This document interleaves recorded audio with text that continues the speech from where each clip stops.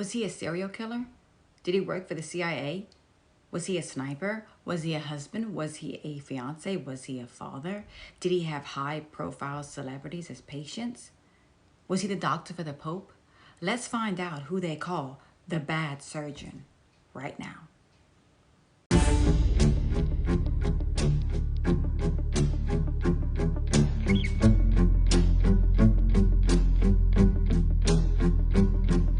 Happy Wicked Wednesday, my Cajun cuties. How are y'all today? It's me, Anne Marie, aka the Cajun Crime Queen from Carencro, Louisiana. Cajun born, Cajun bred, and when I die, I'll be Cajun dead. I hope after this video that y'all like, subscribe, and comment, and don't forget to press on that notification bell so y'all never miss a story from this Cajun cutie, Anne Marie. I hope y'all have a beverage. I hope y'all have a cuddle partner, a cuddle fur partner, and that y'all are ready to hear a crime story from me. I'm ready. I even have my Kelly Kapowski Bayside sweater on. Y'all, if y'all only knew, I film in my pajama pants and a top. If y'all only knew, this is how I film, but y'all didn't come here to see me. Y'all came here to listen to this story, and I'm about to tell y'all this story. Who are we going to talk about today? We are going to talk about, drum roll, Dr. Paolo Macchiarini. He is a surgeon, and I don't know if a lot of y'all have seen, but there's a documentary on Netflix called The Bad Surgeon, and it's all about Dr. Paolo Macchiarini and the manipulative, horrible person he was. In my opinion, he fits the description of a serial killer. Hell, he needs to be even up there with freaking Ted Bundy. That's how bad I think he is. Let me tell y'all all about Dr. Paolo Macchiarini. He is a Swiss surgeon and researcher who did the first transplant of a synthetic organ. He would replace the windpipe with a plastic windpipe. Then they would coat this plastic windpipe in the patient's own stem cells. Then he stated that the stem cells would integrate into this plastic tube and then being transplanted into the patient. He is described as a hero, that he's willing to take risk. The harder the surgery, the higher the chance of risk you take. Dr. Macchiarini wanted to help people. He was considered a hero. He wanted to change the world. He wanted to change medicine, and he wanted to do this to help people that needed a new windpipe. Remember, he stated that the first heart transplant wasn't perfect. The first liver transplant, he said, wasn't perfect. The first kidney transplant wasn't perfect. You have to perfect it, and he wanted to perfect this surgery. He was so intelligent, y'all. He was even on staff in 2010 at the Karolinska Institute. This is the hospital and university that awards the Nobel Prizes. He spoke 5 to 6 languages. We don't know because, as y'all gonna find out, this man is a pathological compulsive liar. But he did so many perfect things that he was viewed as a hero in his own right. He did everything perfect. He checked all the boxes that a woman wanted in a man. He was perfect. He was good looking. He was a surgeon. He did all these great things. He was going to change the world. He was charming. He was charismatic. He was everything that a woman would want. Not someone I would want, but that's just my personal opinion. Y'all go form your own opinion. I think that he wanted to change the world in a different way. He wanted to make sure that someone lived after he performed this new surgery. And you know what else? He met a lady by the name of Vanita Alexander. She was a journalist that was doing a story on him. She was getting to know him. But she ended up falling in love with Dr. Macchiarini, which is a no-no. You do not fall in love with someone that you're doing a story on. But as charming as he was, as good looking, just everything that he was, it was hard not to fall in love with Dr. Macchiarini. Vanita said that Dr. Macchiarini was charming, gorgeous, a world traveler. He had a beautiful home in Barcelona. He was everything that she wanted. She said with him, it was like living in a fairy tale. He took her to Greece, Turkey, Italy, the Bahamas, Puerto Rico, San Francisco, everywhere. And she also stated that to him, money was no object. Everything was done first class. Everything, best hotels, best restaurants. When y'all go watch the documentary, y'all, the places he would take her, and everything was a surprise. It was like living in a fairy tale.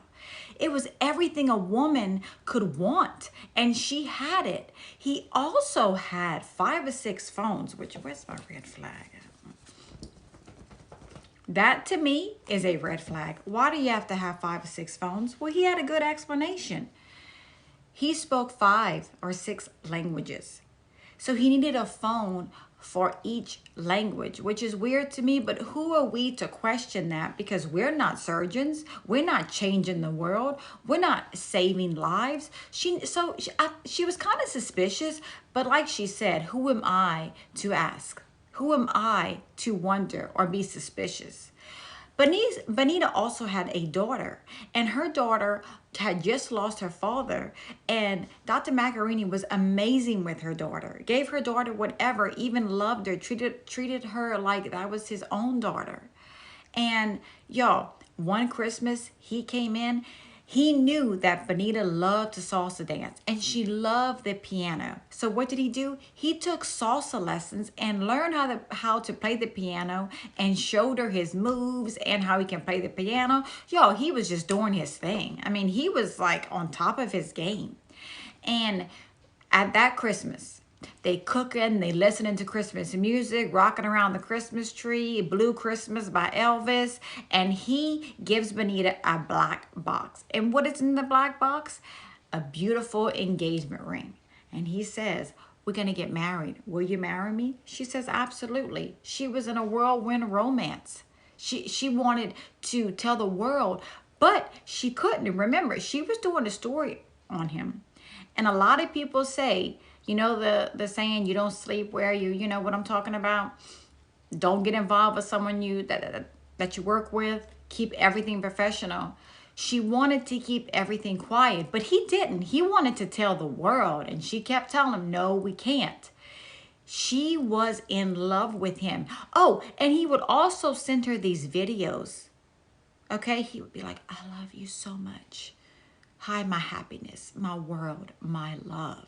It's a beautiful day. But he would never say her name. Keep that thought. Keep that thought.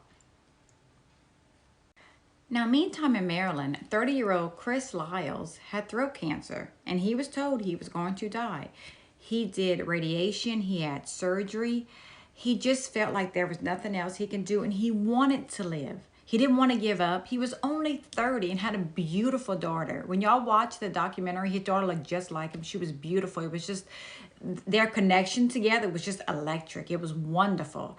And his sister had heard about Dr. Macchiarini and the stem cells. So she contacted Dr. Macchiarini, and he said, I think I can help you. But they knew it was an experimental surgery because the U.S. government wasn't allowing it in America. So they knew that they were maybe taking a risk, but what else they had to lose? Dr. Macchiarini said that he was working on patients that had no more hope. They wanted to progress and get better. They were already given a death sentence, but they wanted so badly to live and to thrive and to see if this would work. And Chris even told Dr. Macchiarini, I know I'm a guinea pig. He didn't want to hear it. He said, no, you're not. You're not a guinea pig.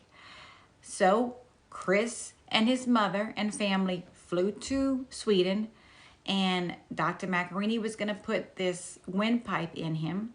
Y'all, do y'all know how long their surgery took? 15 hours, y'all. 15 hours. That's crazy. Could you imagine the mother in the waiting room? I'm a mother. I know a lot of y'all are parents out there. Could y'all imagine waiting 15 hours, hoping and praying and wondering, is my child okay? Are they out there okay? Well, after 15 hours, Dr. Macchiarini comes in the lobby with a big smile on his face, and he's like, it was successful. The surgery was a success, and he was happy. He wanted to move on. And The bad thing was, after Chris's surgery, Dr. Macchiarini left. He had one of his assistants taking care of Chris while he was gone. But they understood, the family, because Dr. Macchiarini was traveling all over the place, doing speeches, performing surgeries, trying to change the world. So they understood. I would understand. I know I would. Chris's family had no reason not to trust Dr. Macchiarini. Y'all, he was at the hospital and university that awarded the Nobel Prize in Sweden. He was everything. I know that would make me feel better as a parent or as a patient. Like, this doctor works at a hospital that is world known. This is amazing. Well, not long after surgery, Chris developed an infection in his airways, had to have surgery, and then he had these mucus clots and coughing extremely hard, and he had to have surgery to remove the clots. He was very weak. He was very tired. He was fighting. He was doing everything he could in Sweden. He was trying to live. But after a while, he demanded to get back home to his daughter. He wanted to see his daughter. He wanted to reconnect with her. And when y'all watch the documentary, y'all gonna see when he gets home, it's heartwarming. It's very emotional, because it's just a precious moment for father and daughter, and it just melts my heart. But not long after he came home, just 4 months after his surgery, Chris passed away. And the family said he was terminal. He wasn't doing well. It was hard on him. It was very, very sad. And they even praised Dr. Macchiarini after the procedure, because they said people would still benefit from it, but Chris was just terminal and it didn't work out.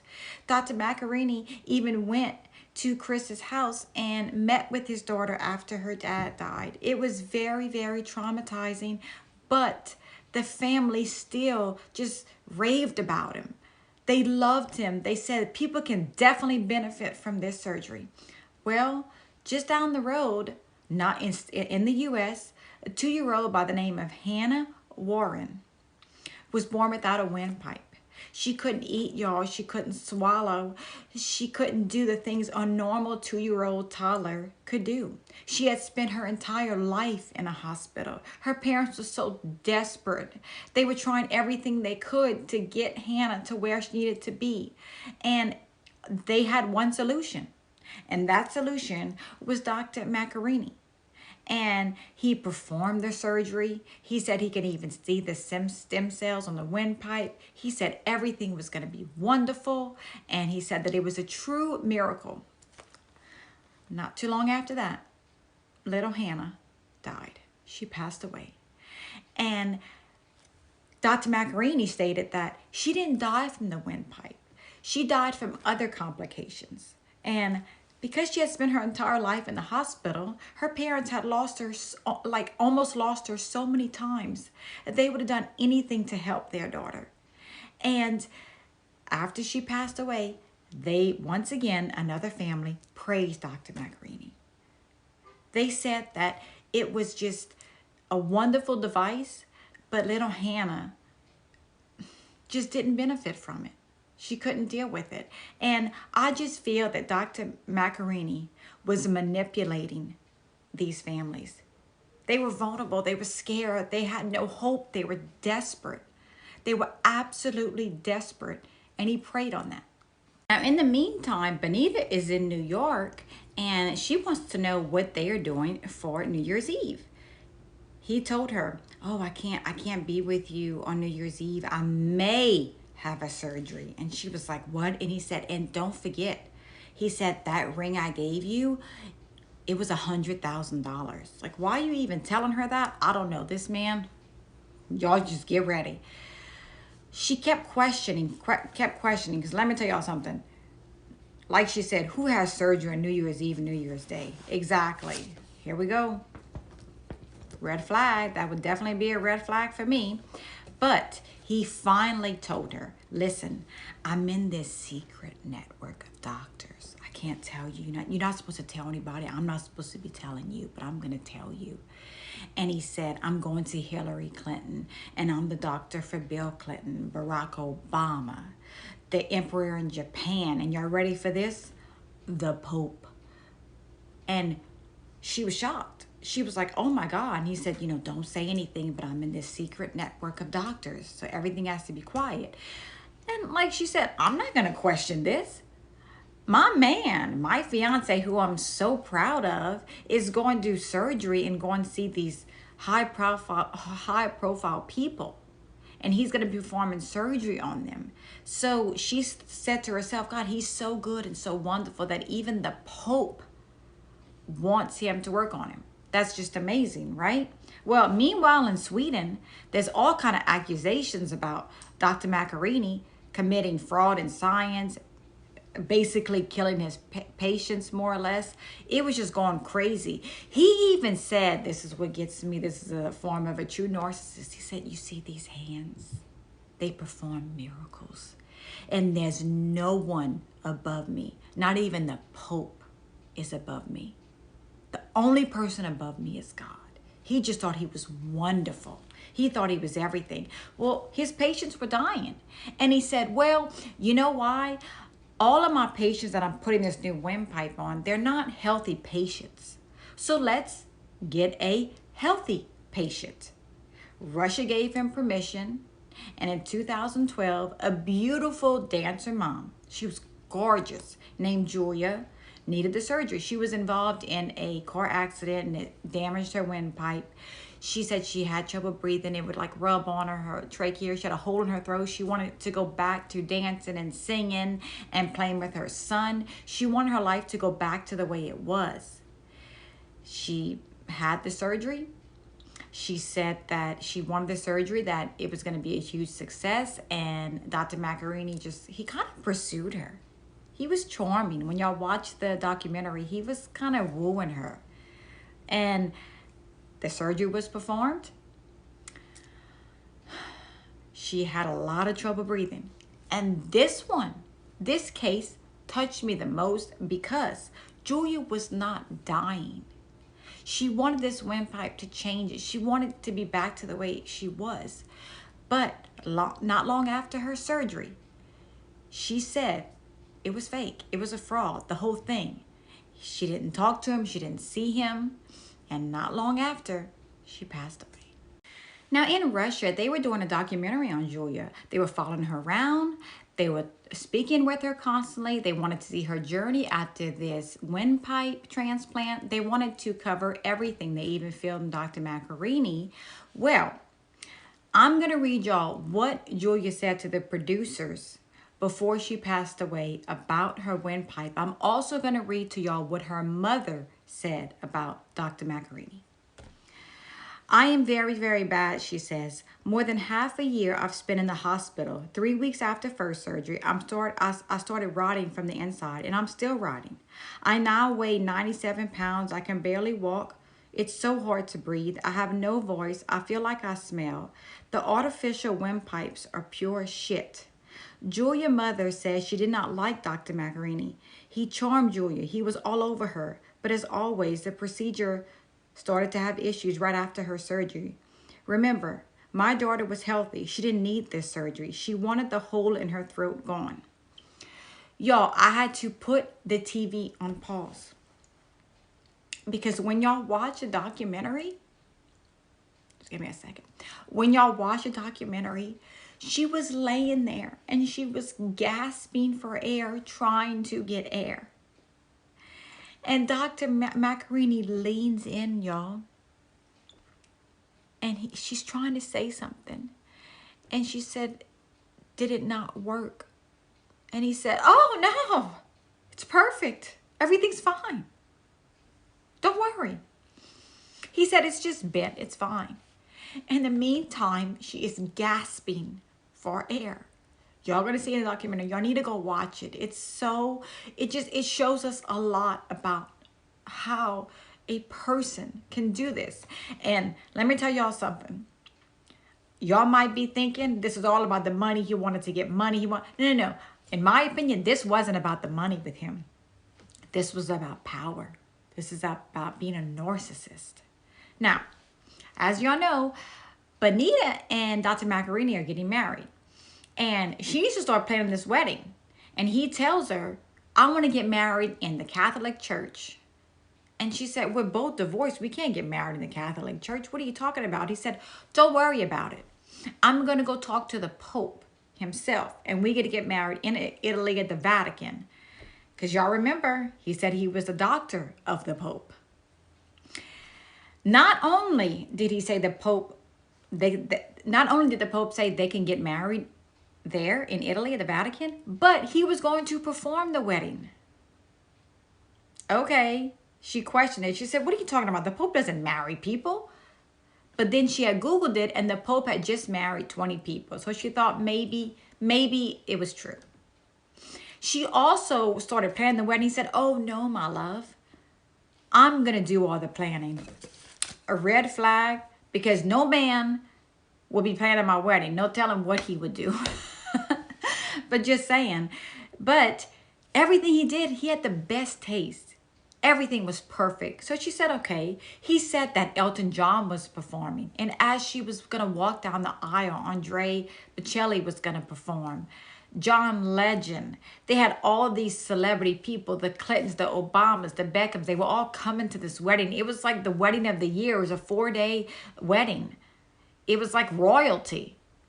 He even said that the Pope would let them use his summer residence and have all the guests there. It was this huge, beautiful castle. Everything was first class. Everything was going to be great. And Benita believed it all because everything he did was always just the best of the best. She had absolutely no worries in her mind, which is awesome. That's just awesome to know that your partner was going to plan everything and you just sit back and relax. She bought plane tickets. All her friends bought plane tickets. They were staying in this place.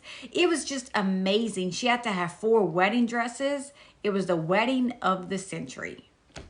Y'all, when Benita would go places with him, everything would be a surprise. Even at the airport. She was always in the dark, but everything was so extravagant. Everything was just wonderful. They were world travelers. He even wanted Benita, and she did. She quit her job after 17 years of being with them. He wanted her to pull her daughter out of private school that she had been known with her friends to move to Barcelona and start their new journey together. Benita agreed to pull her daughter out of private school with all her friends, and they were going to start their new life in Barcelona.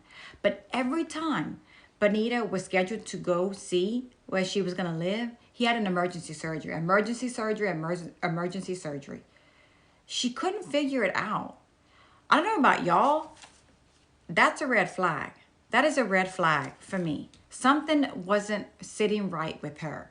And she even made the comment, he's hiding something in his life. Oh, he was. And we're going to get to that very, very soon. In the meantime, all of these accusations were still flying around. They had found out he had done surgeries on people before he did the surgery on Julia. So they wanted to sit down and have an interview with him. And they more or less asked him about the patients. And he basically told them, it's none of your business. It is none of your business. But do y'all remember they were doing that documentary on Julia, the Russian girl? The beautiful mom, the dancer who didn't really need the surgery, just wanted to feel better. They had saved all the raw footage, and they had found out that Dr. Macchiarini had a patient from Iceland, that he had just performed a procedure on years before. And Dr. Macchiarini was telling everybody how this patient was thriving. They went back to school. They were doing wonderful. They were doing great. No. This patient had passed away, and he didn't tell anybody, but people were slowly finding out. So he knew that these windpipes were no good. He knew. And what I'm about to tell y'all next is hard for me, and it's going to be hard for y'all to hear. When they had all this footage, this raw footage that didn't get aired, you remember they mic'd up and they could still hear everything. His team came in right before Julia's surgery and said the windpipes that were delivered weren't the right size. They were soft. They were damaged. And they encouraged him not to perform the surgery. They told him they weren't good. He performed the surgery anyway. This lady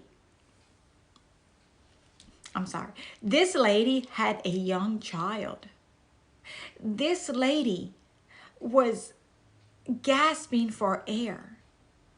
She wanted this to go well. And he put that in her knowing that it was no good. Knowing that. So I tell y'all, a serial killer is not just a person that goes just kill everybody in this rampage and just blah, blah, blah, here next. There could be serial killers among us, even at the hospital. Who do we trust more? A doctor that saves lives every day. This man was a serial killer. He knew these windpipes weren't working. People were dying. He was still performing them. So in my opinion, no, he didn't stab someone. He didn't shoot someone. He didn't stalk someone. He didn't put someone on fire. But he knew that these windpipes weren't going to work. And he knew in the back of his mind, in my opinion, that these patients were going to die. Because remember, no one knew about the other patients. He didn't tell anybody because he didn't want anybody to know these patients were dying. It breaks my heart. It all breaks my heart, y'all. In the meantime, everyone is getting ready for this wedding. They're buying gowns. They're buying plane tickets. It is going to be the wedding of the century. Well, everyone starts calling this castle place to make reservations. Well, when they call this place that they're staying at, supposedly, they have no idea what they are talking about. They tell the wedding guests, we have no rooms blocked for y'all. There's no wedding going on. We have no clue what you're talking about.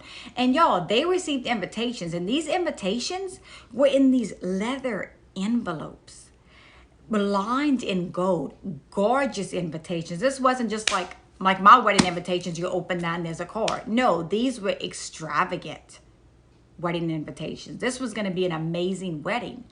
So people start calling Benita, and she's like, what? She's like, Benita, they don't know what the hell we're talking about. And Benita didn't know much either because Dr. Macchiarini is planning the wedding. So she's in the dark just as much as they are. She calls him. He's like, oh, well, they have new staff. So I'm not going to worry about it. Just don't worry about it either. They don't know what the people are talking about. So she's kind of starting to realize something's wrong. I'm just going to put this here real quick. Okay. I'm not going to say anything. No, I'm just going to put it here. Anyway, Benita decides to have a spa day with her friends. They drink mimosa. They're having a good time. They are just preparing for this wonderful wedding. Then, all of a sudden, Benita gets an alert on her phone stating that the Pope will be in South America on her wedding day. Yo, she done told everybody that the Pope was marrying them. She's like, what the hell is going on? She called Dr. Macchiarini, and he's like, I just saw this too, my love. I don't know what's going on. I'm going to call the Pope now and find out. Just give me some time to figure things out. I don't know why it's saying he's in South America when he's supposed to be marrying us. He was already coming to New York that day. She saw him get out the taxi. He was, had his winter coat, his scarf. He was charming. She opens the door and he's like, hi, my love. She's like, hi, my love. What the hell is going on? Who are you? What are you doing? All of these layers of the onions are starting to peel back. What are you not telling me? I already told people the Pope is marrying us. Now it's saying the Pope's going to be in South America. And he's saying, oh, it's because he can't tell everybody. And no one's supposed to know. They're going to find out the day of the wedding. And she says she backed up and started walking closer to her. And he leaned in. And he said, you remember that secret network of doctors? That's all a fraud. That's all a cover. I'm really a CIA sniper. Y'all, what in the hell? She's like, what? What are you talking about? He said, yeah, all that's, the doctor thing is a big cover up. I'm really a sniper for the CIA. She said she started walking. She was mad. She knew it was, she knew it was all lies. She knew he was a fraud. He was a fake. She knew that in the back of her mind. No wonder he didn't want this wedding planned. No wonder he didn't want her to plan the wedding There was never going to be a wedding. The whole thing was a lie. All these 4 wedding dresses, everything. The wedding was called off. And Benita said that he was hiding something. So she told him that on the weekend of their wedding that she was going to be with her friends. She didn't want to deal with anything. He said, I'm going to be in Russia.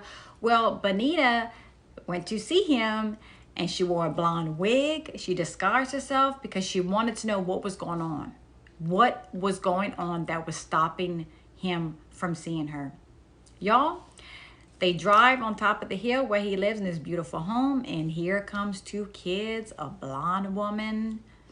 And she was mad. She was crying. She was furious. Could you imagine? To me, out of all of this, the whole thing was a lie. The whole thing was a fraud. He had a whole nother family.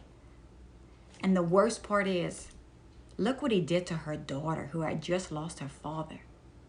This man is the definition of a true narcissist. He was being investigated by the Karolinska Institute because they had all these accusations on him, and he was found not guilty of research misconduct. They were lying. They knew he was lying. It was all a lie. They knew that these windpipes weren't working. They knew that Dr. Macchiarini was under investigation, but they just wanted to make money. They were going to build this huge team around him. They were going to make all this money. People were going to come all over the world to this institute to get these windpipes implanted in them. It was going to be a whole new device that was going to change the world. Well, I'm going to read y'all the charge that were brought against him and what he was accused of and the sentence that he received. In 2019, an Italian court sentenced Dr. Macchiarini to 16 months in prison for abuse of office and forging documents, but was acquitted of all charges by the Supreme Court. On June 21st, he was sentenced to 2 years and 6 months after being found guilty of gross assault against 3 of his patients. It is said that despite criminal charges, Dr. Macchiarini is still licensed to practice, but it's unclear in what countries he maintains his license. I don't even know what to say about that. Everyone knew that his patients were dying. But in my opinion, why he didn't lose his license and why he didn't get convicted, which I think he's a killer, because a lot of his patients were terminal. They had cancer, or like Hannah, they were born without a windpipe. So they were already terminal. So maybe the jurors said that maybe they thought that they were already going to pass away and he was trying to prolong their life and it didn't happen. I don't know. That's just my opinion. Maybe y'all can do some research and tell me down in the comments below what y'all think, why he didn't be found guilty of murder. Because in my opinion, Dr. Macchiarini is in the same category as Ted Bundy, Jeffrey Dahmer, Derek Todd Lee, Ronald Dominique, son of Sam. He is a serial killer. He knew these devices weren't working and he was still implanting them in his patients. He is on a whole nother level of evil. He is a liar. He is a fraud. And I'm so happy that this documentary got aired, because now everyone will know about Dr. Macchiarini and no one will trust him. He can't woo women anymore. He can't lie and say this works and that works. And I cannot believe he still has his license. It makes me so angry. My final thought. Y'all know I always give y'all my final thought. I think this man was crazy. I think y'all know what I think about him. I think he was a master manipulator. I think he was a liar. I think he was a fraud. I think he was a fake. But worse, I think he was a horrible doctor. He was just a horrible person in general. He is in the same category, even though he's not labeled as a serial killer. He is in the same category, in my opinion, as the Ted Bundys, the Jeffrey Dahmers, the Derek Todd Lee, the Ronald Dominiques, the son of Sam, because he knew these devices weren't working and he still implanted them in people.